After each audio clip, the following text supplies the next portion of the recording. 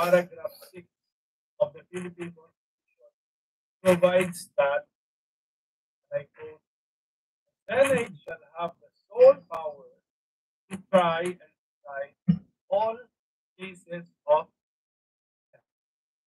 hence makes the Senate not just an court, the impeachment court.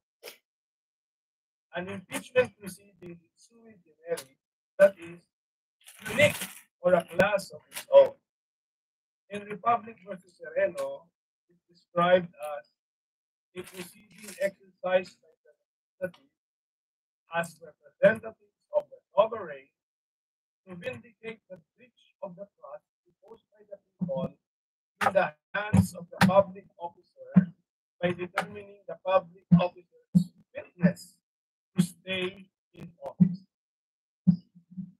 While the form, procedure, and substantive arguments in impeachment remind us of court trial, Yan, it pakinggan nyo also has sandali. the Pakinggan nyo characteristics sandali of a yan. political process.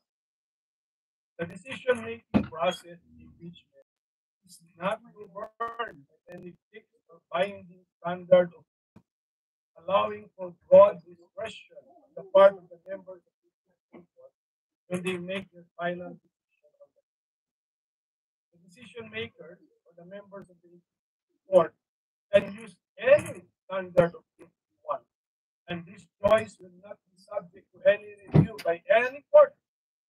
Correct. Of public opinion. Tama. This fact gives the impeachment its political character.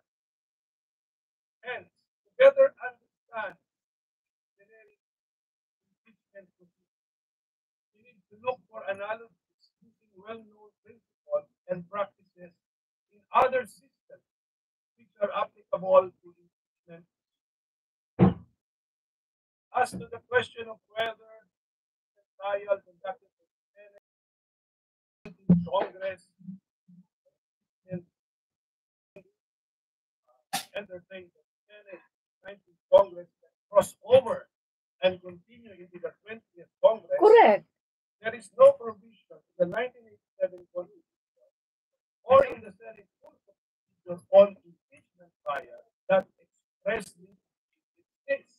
True. On the contrary, the Senate Rules of Impeachment support the position that the impeachment trial shall continue until final judgment.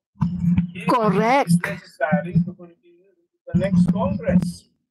Let me read the rules. Rule number 3.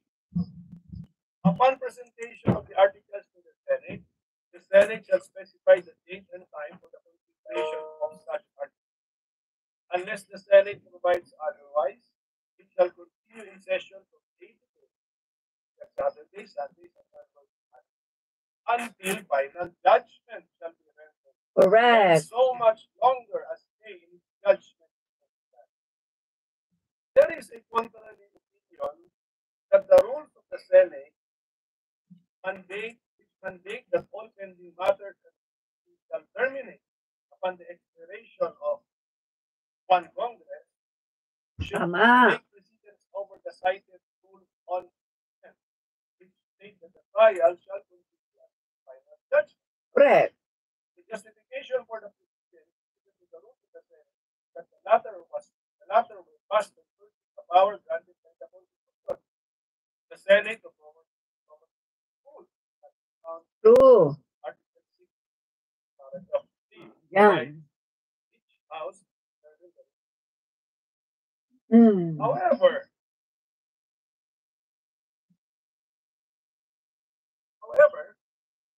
the Senate rules of impeachment were also passed by virtue of power granted by the same Constitution to the Senate to promulgate its rules of impeachment. Let's all look at Article 11, Section 3, paragraph 8, which provides the Congress shall promulgate rules on impeachment to effectively carry out the purpose of impeachment.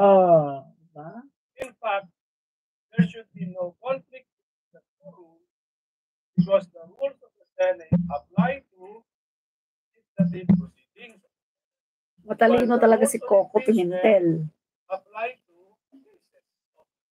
Si Cheese Bobo. On this issue, the Supreme Court in the case of Mana si Inday, Sara. Committee of Congress ruled that the legislative functions of the 12th Congress have come to a close upon the final adjournment of the regular sessions of June 11, 2004. So guys But this does not affect its non-legislative matalino talaga si Coco Pimentel. trial.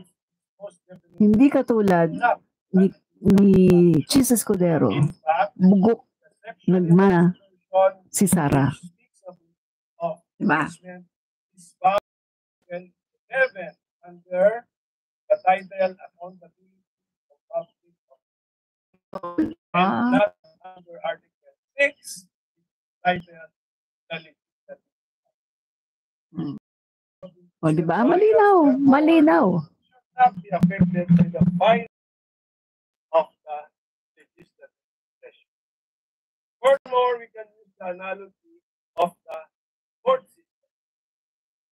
Under the 1987 Constitution, the Senate is the court. The Senate in impeachment cases is more like a judicial body than a legislative one.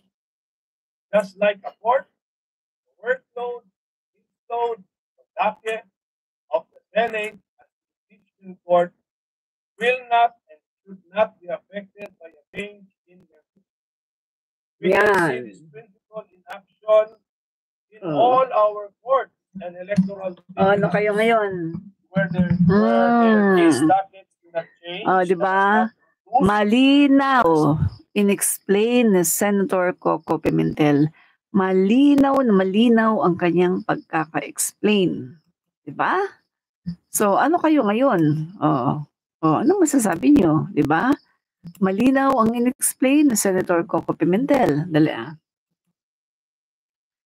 na walang expiration. Kung baga, kung magbabago na ang Congress, 20th Congress, ay tuloy-tuloy pa rin ang impeachment trial hanggang magkaroon ng judgment. Malinaw na malinaw ang pagkakapaliwanag, no, ni Senator Coco Pimentel. Malinaw na malinaw sa kanyang binasa. Yun kung naiintindihan ninyo ng mga DDS.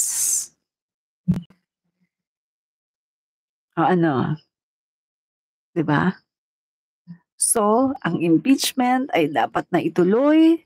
Walang question ng jurisdiction dahil ito ay dapat at pwedeng ituloy sa 20th Congress. Kasi hindi naman ito legislative. Hindi yan trabaho na, hindi yan yung legislative work na kapag natatapos na yung Kongreso, no? Tapos na ang 19th Congress. Ang isang bill kapag hindi yan na-approve ay pag dinalaka yan sa 20th Congress, nag-i-start na naman siya sa umpisa. Nagba-back to zero. Pagdating po dito sa impeachment trial, hindi po yan mangyayari kasi ito po ay hindi legislative work. Ito po ay impeachment trial. Labas po ito sa trabaho or labas po ito sa regular job ng mga senador. Ito po ay isang special function ng isang senador. Ang maging senator judge sa impeachment court. Make sense? O siguro naman ngayon, naintindihan nyo ng mga DDS, no? Naintindihan nyo na siguro ngayon, no? Yan po, no? Oy, sabi ni Ann Gamigan, dismiss na po yung impeachment. Alam mo, huwag kang mag-fake news, no? Or maaring ikaw po ay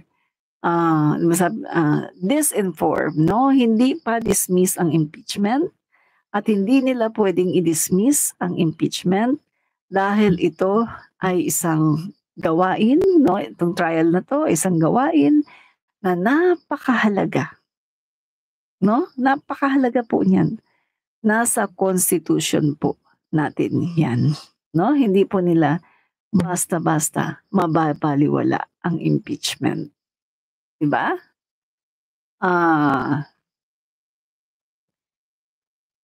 baka ano lang 'yun, baka alam niyo yung mga clickbait, kasi meron po kasing mga vloggers 'no sa YouTube na naglalagay sila ng kanilang mga thumbnail at yung mga caption, akala mo yun talaga, pero kapag pinanood mo iba, 'no? Hindi pa po dismiss ang impeachment, 'no, hindi pa po. Yes po, hindi pa po dismiss ang impeachment. Pinagbabalakan pa lang nila na i-dismiss, 'no, nina Bato de la Rosa. Pero hindi yun puwedeng i-dismiss.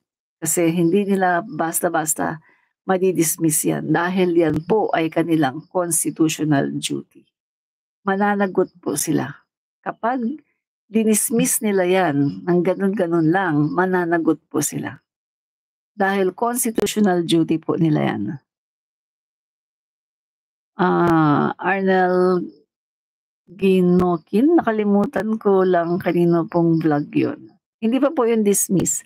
Maaring hina-hyper lang niya, 'no, at maaring naglagay lang siya doon ng caption, 'no, pero iba naman yung nakalagay. Clickbait nga po, clickbait, 'di ba? Marami po sa mga vloggers mahilig sa ganyan, mga clickbait na halimbawa sabihin, "Naku, um, naku si PBBM ay ano," pagkatapos 'pag pinanonood mo naman, wala ka namang makikitang gano'n, 'di ba, sa buong video. Clickbait po ang tawag do'n. Para panoorin, 'no? Marami pong mga vloggers ganyan po, nagki-clickbait sila, 'yan. So, 'yan po mga kaibigan, so wrap up tayo.